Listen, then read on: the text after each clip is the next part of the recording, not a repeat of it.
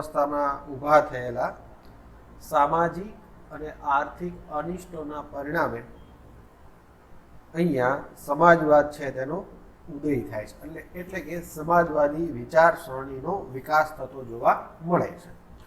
ઐતિહાસિક દ્રષ્ટિએ આપણે જોઈએ તો કે જુદા જુદા દેશોમાં મૂડીવાદના અનિષ્ટો જુદા જુદા સ્વરૂપે દેખાયા અને તેમના પ્રતિકારક માટે એક નવી આર્થિક પદ્ધતિ છે તે વિચારવામાં આવેલ અને એ અનિષ્ટો દૂર કરવાના પરિણામે દૂર કરવા નવી આર્થિક પદ્ધતિ એટલે કે સમાજમાં એક નવું પરિવર્તન જે સમાજવાદ તરીકે એક આર્થિક પદ્ધતિ છે તે મૂડીવાદનું સ્થાન છે તે મેળવે છે.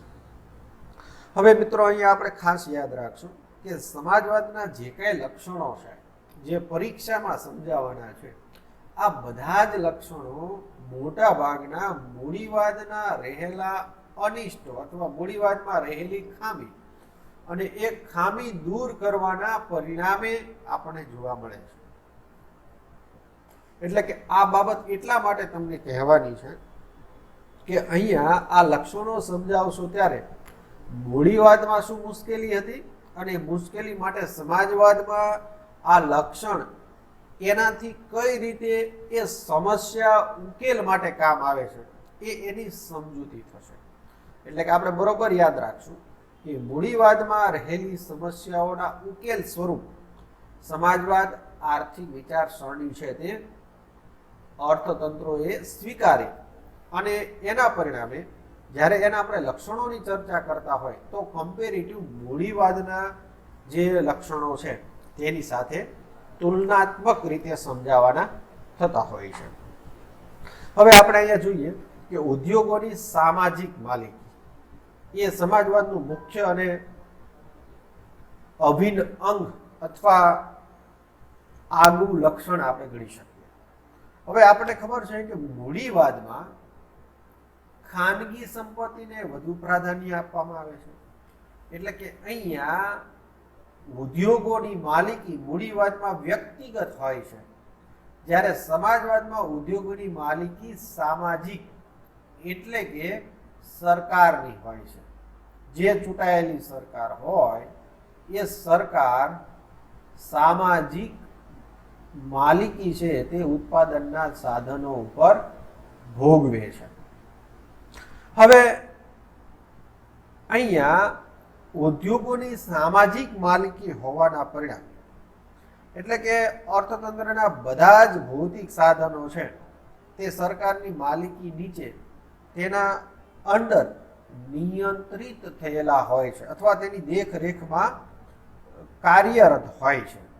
એટલે કે આપણે સમજવું રહ્યું કે દેશમાં નાણાકીય સંસ્થાઓની માલિકી અને તેનું સંચાલન સંપૂર્ણપણે સરકાર દ્વારા થતું જોવા મળે છે. તો એટલા માટે અહીંયા આપણે એ બાબત બરોબર સમજવી રહી કે અહીંયા સરકારની માલિકીના પરિણામે ખાનગી ક્ષેત્ર એટલે કે મોટા ભાગે જે નફા મેળવતા યુનિટો છે તે મૂડીવાદમાં ખાનગી ક્ષેત્ર હેઠળ કાર્યરત હોય છે, પરંતુ અહીંયા સમાજવાદ તેને જુદી રીતે અર્થવ્યવસ્થામાં તેની ગોઠવણ કરે છે. એટલે કે વ્યક્તિગત લોકોના હાથમાં નફા રૂપે એટલે કે સંપત્તિ ભાડા સ્વરૂપે વ્યાજ રૂપે એકત્રિત થવાના બદલે અર્થતંત્રના અથવા સમાજના જે મુખ્ય ઉદ્યોગો છે બરોબર, જેના ઉપર સામાજિક કલ્યાણના સંબંધો જોડાયેલા છે બરોબર, લોકોના કલ્યાણની બાબતો જેની સાથે જોડાયેલી છે, એટલે કે એવા ઉદ્યોગોની માલિકી છે અહીંયા સમાજવાદ છે તે સરકાર પોતાના હસ્તગત રાખે છે. અને એટલા માટે અહીંયા બે બાબતો છે તેના ઉપરથી સમાજવાદ છે તે મૂડીવાદ કરતા આગળ વિચારી શકે છે. એક કે લોકો એટલે કે જે ખાનગી ઉદ્યોગો છે જે વધુને વધુ નફો મેળવવા માટે પ્રયત્નશીલ હોય છે અને વધુને વધુ સમાજમાંથી તે નફો પ્રાપ્ત કરે છે તે અટકે છે.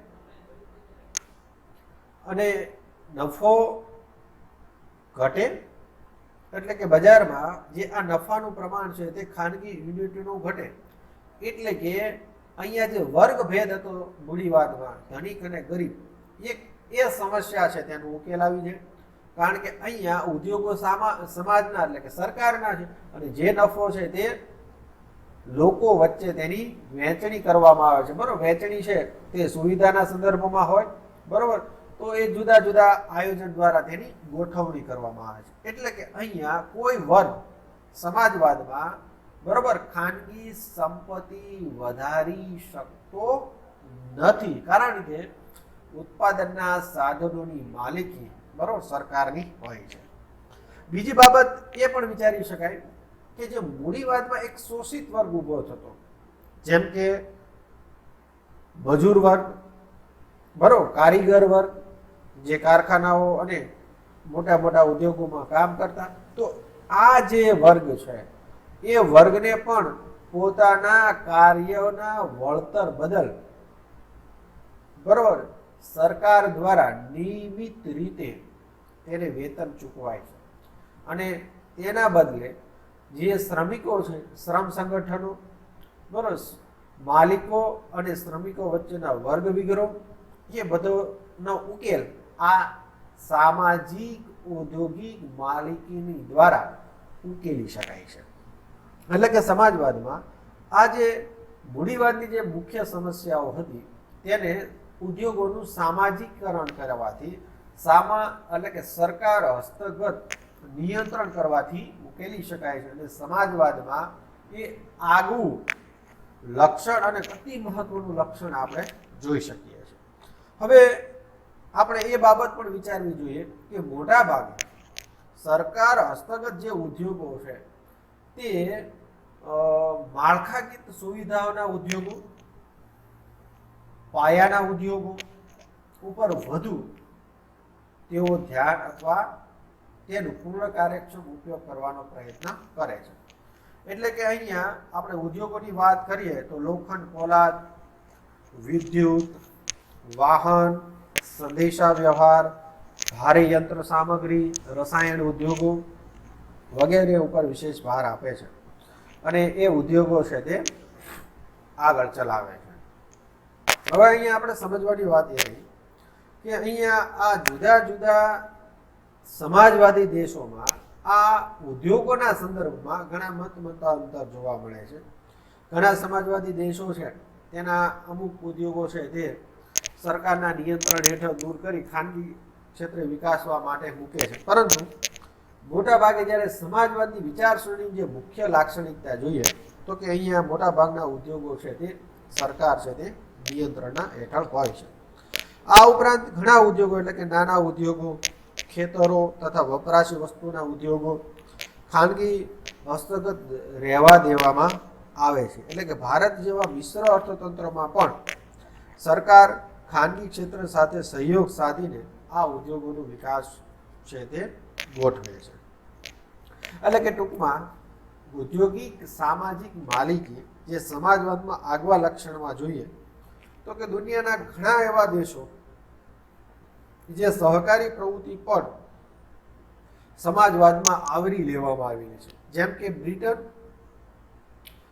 દેશમાં સહકારી પ્રવૃત્તિમાં ઘણું જ મહત્વ આપવામાં આવે છે અને તેમાં સમાજવાદની સાથે વિકાસમાં જોતરવામાં અથવા જોડવામાં આવ્યો છે. એવી જ રીતે રશિયામાં અમુક દુકાનો સહકારી મંડળીઓ દ્વારા ચલાવવામાં આવે છે અને ખેતી ક્ષેત્રે તો ત્યાં સામાજિક ક્ષેત્ર હસ્તગત હોય છે.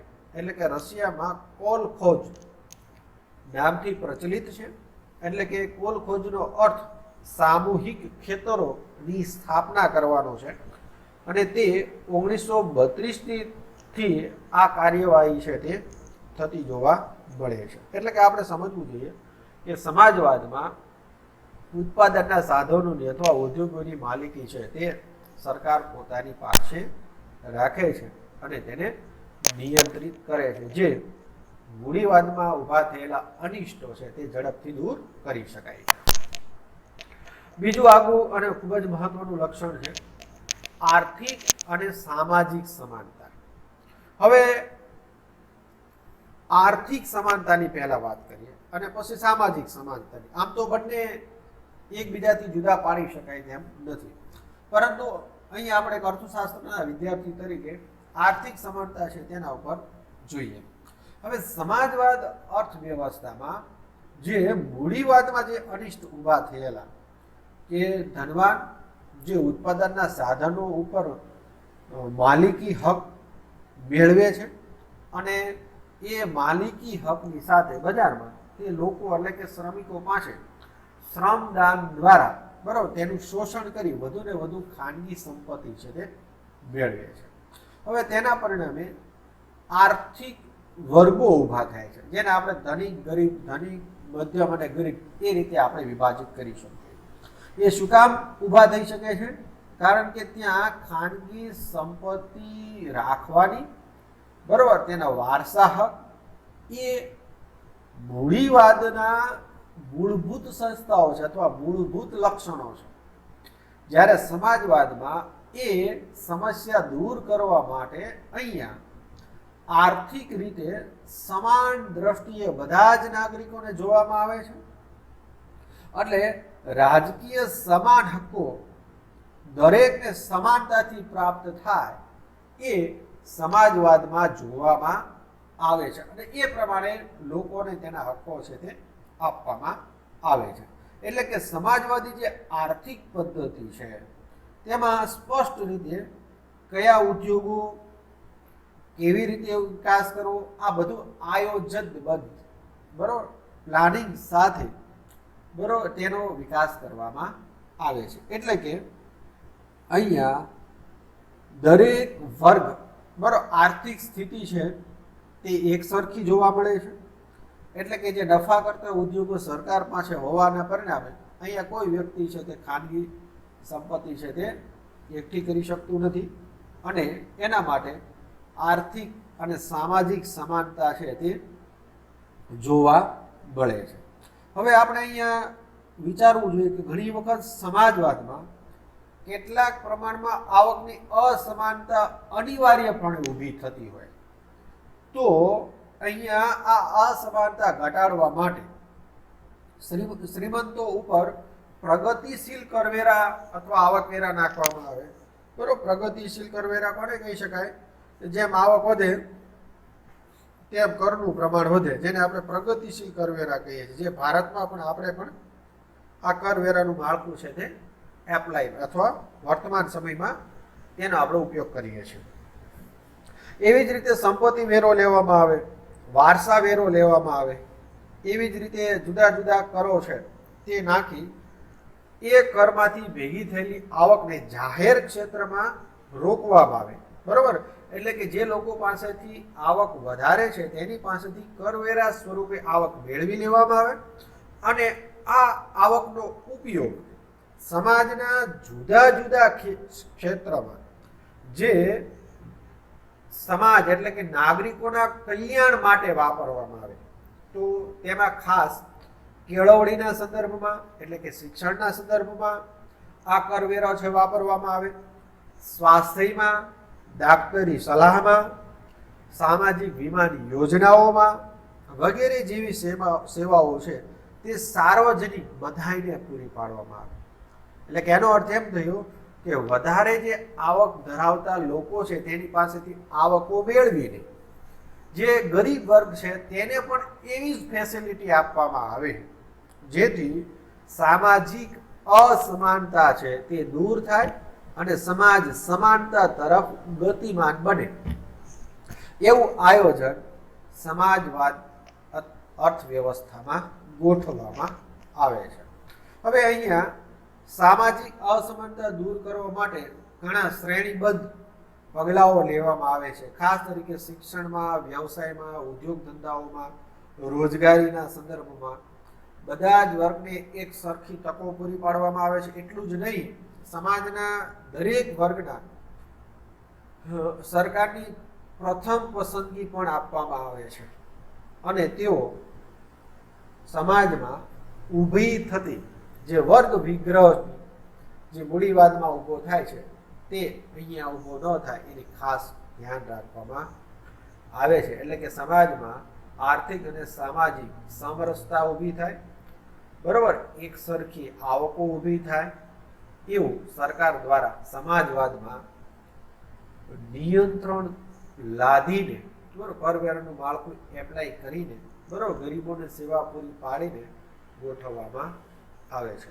એટલે કે આર્થિક સામાજિક સમાનતા એ સમાજવાદનું એક આગવું લક્ષણ તરીકે આપણે જોઈ શકીએ.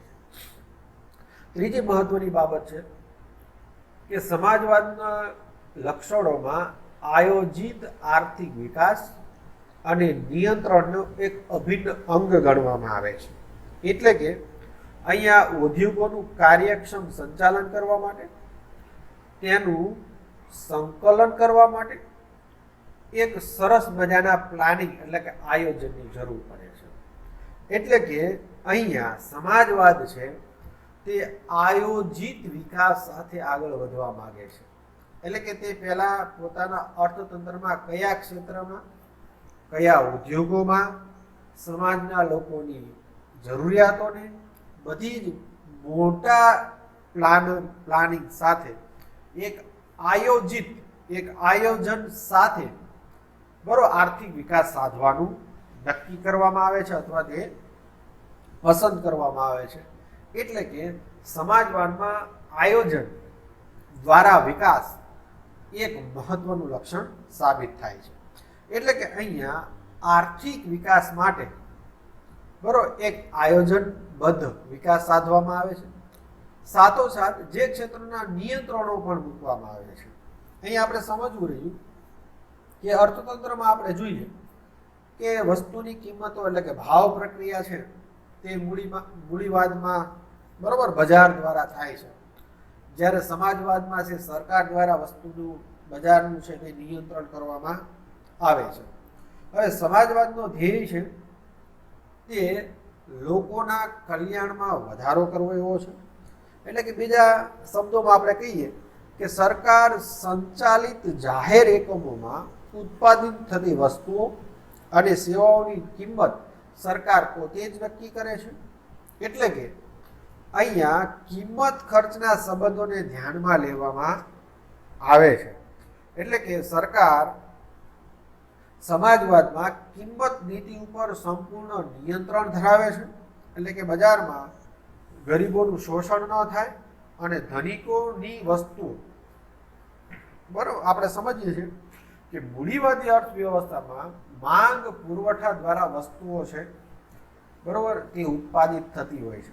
અને સૌથી વધુ માંગ નફાકારી કોની હોય છે? તો કે ધનિક વ્યક્તિઓની હોય છે. અને એટલે કે બજાર ગરીબોની માંગને ધ્યાનમાં લીધા વગર મૂડીવાદમાં ધનિકોની માંગ ઉપર વધુ ભાર આપવામાં આવે છે. કારણ કે એ માંગ છે કેવી છે? એ માંગ વધારે નફાકારક છે, તો એટલા માટે એના ઉપર વધુ ભાર આપે છે. તો અહીંયા આપણે મિત્રો સમજવું રહ્યું કે મૂડીવાદ કરતા સમાજવાદમાં આર્થિક વિકાસ સાધવા માટે આયોજન પ્લાનિંગ સાથે ચાલવામાં આવે છે. વસ્તુની કિંમત સરકાર નક્કી કરે છે અને સાથોસાથ બજારમાં ગરીબો અને ધનિકોના કલ્યાણમાં વધારો કરવા માટે વપરાતી વસ્તુઓ અને સેવા ઉપર સરકાર જ છે તે જ તેના ઉપર આગવા પગલાઓ લઈ તેના ઉપર નિયંત્રણ રાખે છે. તો આપણે અહીંયા આયોજન અને આર્થિક વિકાસના નિયંત્રણો એ સમાજવાદનું એક આગવા લક્ષણ તરીકે આપણે જોઈ શકીએ છીએ. ચોથી અને મહત્વનું લક્ષણ છે વર્ગવિહીન સમાજ રચના. એટલે કે ઉપરોક્ત આપણે સમજી ગયા કે અહીંયા સમાજવાદ જે સમાજ રચના કરવા માંગે છે તે વર્ગવિહીન સમાજની રચના ઉપર તે વધુ ભાર આપે છે. એટલે કે અહીંયા લોકો વચ્ચે વર્ગભેદ ન ઊભો થાય. જે ઔદ્યોગિક ક્રાંતિના પરિણામે શ્રીમંત અને ગરીબ એવા બે વર્ગો વચ્ચે જે સંઘર્ષો જોયા, જે મૂડીવાદમાં આપણે જોયું, એવું ન થાય અથવા તેના સમસ્યાના ઉકેલ માટે મૂડીવાદમાં જે અર્થતંત્ર ઉપર એટલે કે ઉત્પાદનના સાધનો ઉપર સાહુકારો, શ્રીમંતો જે વર્ચસ્વ હતું અને તેના પરિણામે જે વર્ગો ઊભા થતા, ધનિક અને ગરીબ વર્ગ, ગુલામ અને માલિક વર્ગ, મિલ માલિકો અને મજૂરો જેવા વર્ગોનું અસ્તિત્વ ન થાય, એટલે અહીંયા ઉત્પાદનના સાધનો ઉપર વર્ચસ્વ સરકારનું હોય છે અને અહીંયા સમાજના દરેક નાગરિકોને એક સરખી ફેસિલિટી સરકાર દ્વારા પ્રોવાઈડ કરવામાં આવે છે. માટે અહીંયા એક આયોજન અર્થવ્યવસ્થામાં સમાજના બધા જ લોકોને એક સરખી તકો પૂરી પાડવામાં આવે છે, વર્ગભેદ ટાળવામાં આવે છે અને તેના પરિણામે વર્ગવિહીન સમાજ રચના છે તે ઊભી થતી આપણે જોવા મળે છે. પાંચમું લક્ષણ છે સમાજ કલ્યાણના આધારે સાધન ફાળવણી. સમજો મિત્રો, હવે ઉત્પાદનના સાધનોની ફાળવણી કઈ રીતે થવી જોઈએ જેથી સમાજમાં બધા જ વ્યક્તિઓના કલ્યાણમાં વધારો થાય. હવે મૂડીવાદની જો આપણે વાત કરીએ તો કે મૂડીવાદ છે, નફો એ મૂડીવાદનો આત્મા છે. નફો એ મૂડીવાદનો આત્મા છે, એટલે કે મૂડીવાદમાં એ લોકોની જ માંગને પ્રાધાન્ય આપવામાં આવે છે જે બજાર આધારે તેની કિંમત ચૂકવી શકે. સમજો મિત્રો, હવે તો સ્વાભાવિક છે તો કે અર્થતંત્રમાં જે લોકોની આવકો છે એ આવકોને ધ્યાનમાં રાખી સાધન ફાળવણી થશે.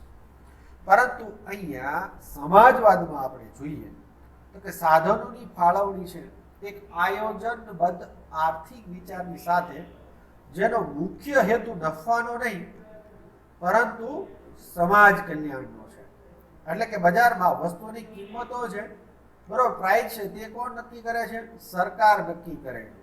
એટલે કે બજારમાં જે ચીજ વસ્તુઓ છે તેની કિંમતો જ્યારે સરકાર નક્કી કરતી હોય ત્યારે અહીંયા બજારમાં જે ચીજ વસ્તુની કેટેગરી વાઇઝ ડિવાઈડ કરીએ કે પ્રાથમિક જરૂરિયાતો, મોજ શોખની જરૂરિયાતો, અતિ મોજ શોખની જરૂરિયાતો, તો કે તેની કિંમતો પણ સરકાર દ્વારા નક્કી થતી હોય છે અને એટલા માટે અહીંયા સમાજ કલ્યાણને ધ્યાનમાં રાખી આ પ્રાઇઝ, બરોબર, એટલે નક્કી થતી હોય છે. હવે સાથોસાથ આપણે એ બાબત પણ સમજવી રહી કે અહીંયા સમાજ કલ્યાણ એ મુખ્ય ઉદ્દેશ્ય છે, બરોબર. જે મૂડીવાદમાં નફો મુખ્ય ઉદ્દેશ્ય છે તેમ અહીંયા સમાજ કલ્યાણ છે તે મુખ્ય ઉદ્દેશ્ય. હવે આપણી પાસે રહેલા મર્યાદિત સાધનોનો પૂર્ણ કાર્યક્ષમ ઉપયોગ કરવા માટે, બરોબર, જે આયોજનબદ્ધ વિકાસ છે, જે આર્થિક વ્યવસ્થા છે, એટલે કે સમાજવાદમાં ઉત્પાદનના સાધનોની ફાળવણી દરેક વર્ગને ધ્યાનમાં રાખીને કરવામાં આવે છે. એટલે કે અહીંયા એ બાબત સમજવી રહી કે અહીંયા દરેક નાગરિકો છે તેને એક સરખી તકો પૂરી પાડવામાં આવે છે. એટલે કે તેની સાધન ફાળવણીના સંદર્ભમાં બધાની માંગોને સરખી રીતે ધ્યાનમાં રાખવામાં આવે છે. જે મૂડીવાદમાં એવું બનતું કે જે ધનિકો છે તેની માંગ ઉપર વધુ વર્ચસ્વ રહેતું, એ બાબત અથવા એ ત્રુટિ છે તે અહીંયા સમાજવાદ છે તે સમાજવાદ દ્વારા દૂર કરી શકાય છે. એટલે કે સમાજમાં લોકોના કલ્યાણ માટે નફાના હેતુને ગૌણ ગણીને વ્યવસ્થા છે તે પૂરી પાડવામાં આવે છે. અહીંયા ઉદાહરણો આપ્યા છે કે સમાજવાદમાં તબીબી સેવાઓ, વાહન વ્યવહાર, શિક્ષણ, એટલે કે જે આંતરમાળખાકીય સુવિધાઓ છે તેના સરકાર દ્વારા મોટા પાયા ઉપર તેના ઉપર રોકાણ કરવામાં આવે છે અને તેનો લાભ નાનામાં નાના નાગરિક સુધી પહોંચાડવામાં આવે છે. એટલે કે સમાજવાદમાં લોકોના કલ્યાણ ઉપર જ વધુ ભાર આપવામાં આવે છે અને સાધન ફાળવણી છે તે પણ લોકોના કલ્યાણ અર્થે, બરાબર, મેક્સિમમ ઉપયોગ થાય એ રીતે કરવામાં આવે છે. છેલ્લું લક્ષણ છે વપરાશ તેમજ વ્યવસાય પસંદગીનું સ્વાતંત્ર્ય. અહીંયા સમાજવાદમાં આપણે વાત કરીએ છીએ, બરાબર, કે અહીંયા લોકોની પસંદગીને ધ્યાનમાં રાખવામાં આવતી નહીં હોય, બરાબર, એવું આપણે સ્વાભાવિક રીતે વિચારી શકીએ. શું કામ કે અહીંયા બધું જ માંગ અને બજારમાં સરકાર હસ્તગત છે. તો એનો અર્થ એમ થયો કે આપણે કઈ વસ્તુ વાપરવી, કેવા પ્રકારની વાપરવી, એ સ્વાતંત્ર્ય પણ આપણને નાગરિકોને મળતું નહીં હોય. પરંતુ એવું નથી. સમાજવાદમાં વપરાશના બદલ સમજો મિત્રો. વપરાશ એટલે કે આપણે જે ઉપભોગ કરીએ છીએ તે. બીજું કે આપણી જે વ્યવસાય પસંદગી છે તેમાં સંપૂર્ણ સ્વાતંત્ર્ય આપવામાં આવે છે. તેમાં સરકાર હસ્તક્ષેપ ઊભો કરતી નથી. એટલે કે એનો અર્થ એવો થયો કે સમાજવાદમાં વ્યક્તિના આર્થિક સ્વાતંત્ર્યનો જે લોપ થતો નથી. એટલું જ નહીં, સમાજવાદીઓ એવું સ્પષ્ટ માને છે કે સાચા અર્થમાં ગ્રાહકોનું સ્વાતંત્ર્ય મૂડીવાદ કરતા સમાજવાદમાં વિશેષ રીતે જળવાય છે. શું કામ? તો કે મૂડીવાદમાં શ્રમિકોની માંગ, ભાવ પદ્ધતિ, વસ્તુનું ઉત્પાદન વધુ ધ્યાન આપે છે. જ્યારે મોટો વર્ગ જે ગરીબ છે તેના માટે વસ્તુઓ અને સેવાઓની તંગી ઊભી થાય છે. કારણ કે એ મૂડીવાદમાં તે વસ્તુના પેમેન્ટ કરવાની ક્ષમતામાં હોતા નથી, માટે તેની માંગ ધ્યાને લેવાતી નથી. જ્યારે સમાજવાદમાં દરેક વર્ગ એટલે કે અહીંયા સમાન વર્ગની રચના થાય છે. દરેક વર્ગની, ધનિક, મધ્યમ કે ગરીબ, દરેક વર્ગની માંગને સંતોષી શકાય તેવી પોલિસી આયોજનબદ્ધ સાથે સરકાર છે તે જ એપ્લાય કરે છે. અને તેના પરિણામે અર્થતંત્રના મોટા ભાગની વસ્તી નહીં, આમ તો અર્થતંત્રની બધી જ વસ્તીને સામાજિક કલ્યાણના હેતુ સિદ્ધ કરવા માટે વ્યવસાય પસંદગી અને વપરાશની સ્વાતંત્રતા છે તે નાગરિકોને આપવામાં આવે છે. એટલે કે અલબત્ત આપણે એ સમજવું રહ્યું કે અહીંયા આપણે એક માર્ક્સની દલીલ છે તે પણ આપણે સમજવી જોઈએ કે માર્ક્સ એવું કહે છે કે મૂડીવાદી અર્થવ્યવસ્થામાં પાયાના વિરોધાભાસ જોવા મળે છે જે સમાજવાદ છે તે દૂર કરી શકે છે. કે માનો કે મૂડીવાદ ઉત્પાદન વધે તો બીજી બાજુએ આર્થિક સ્થિતિની શોષણના કારણે કંગાળ વસ્તીમાં વધારો થાય. જ્યારે બીજી બાજુ સમાજવાદની વાત કરીએ તો કે સમાજવાદમાં આ પરિસ્થિતિ ઊભી થતી નથી, કારણ કે સરકાર છે તે અર્થતંત્રનું નિયંત્રણ કરે છે, પ્રાથમિક જરૂરિયાતોનું ધ્યાન રાખે છે, બરાબર, મોસ્ટ ઓફની વસ્તુનું ધ્યાન રાખે. એ બધા ઉપર પ્લાનિંગ સાથે સમાજવાદ છે તે આગળ વધે છે.